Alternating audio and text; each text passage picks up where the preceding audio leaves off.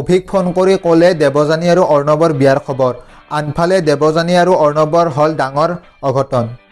বন্ধু বান্ধৱীসকল, ৰং টিভিত সম্প্ৰচাৰিত হৈ থকা বৰষুণ ধাৰাবাহিকখনৰ আজিৰ হ'বলগীয়া খণ্ডটি চাবলৈ বহুতে বেছি ভাল লগা হ'বলৈ গৈ আছে। কিন্তু তাৰ আগতে যিসকলে চিৰিয়েল চাই ভাল পায় তেওঁলোকে যদি এতিয়ালৈকে এই চেনেলটো ছাবস্ক্ৰাইব কৰি লোৱা নাই তেতিয়াহ'লে এতিয়াই ছাবস্ক্ৰাইব কৰি লওক, কিয়নো প্ৰতিদিনে চিৰিয়েলবোৰৰ আপডেটে এই চেনেলটোত আহি থাকে।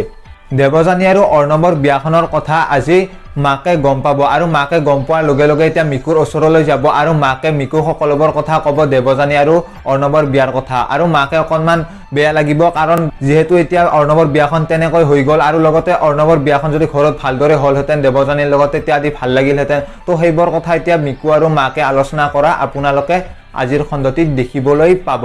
আৰু আনফালে আপোনালোকে আজিৰ খণ্ডটিতেই দেখিবলৈ পাব ৰিয়াৰ মাকে আজি ৰিয়াক ফোন কৰিব আৰু ৰিয়াক ফোন কৰি এতিয়া কি কয় তো আপোনালোকে সেইটো আজিৰ খণ্ডটিতেই জানিবলৈ পাব। আৰু লগতে দেৱযানী আৰু অৰ্ণৱৰ বিয়াখনৰ কথা বাৰু এতিয়া ৰিয়াই আজিৰ খণ্ডটিত জানিব পাব নে নাপায় তো আপোনালোকে সেইটো আজিৰ সম্পূৰ্ণ খণ্ডটিতেই দেখিবলৈ পাব।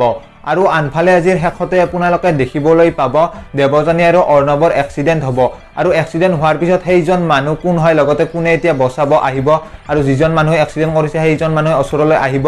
কিন্তু এতিয়া দেৱযানী আৰু অৰ্ণৱৰ কোনজনৰ এতিয়া বেছিকৈ আঘাত হৈছে, লগতে কোনোবা এজনৰ মৃত্যুৱে হ'ব নেকি তো আপোনালোকে সেইটো আজিৰ খণ্ডটিতেই জানিবলৈ পাব।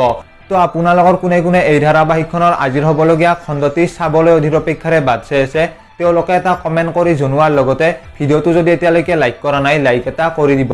তো আজিৰ ভিডিঅ'টো এইখিনিয়ে, ধন্যবাদ।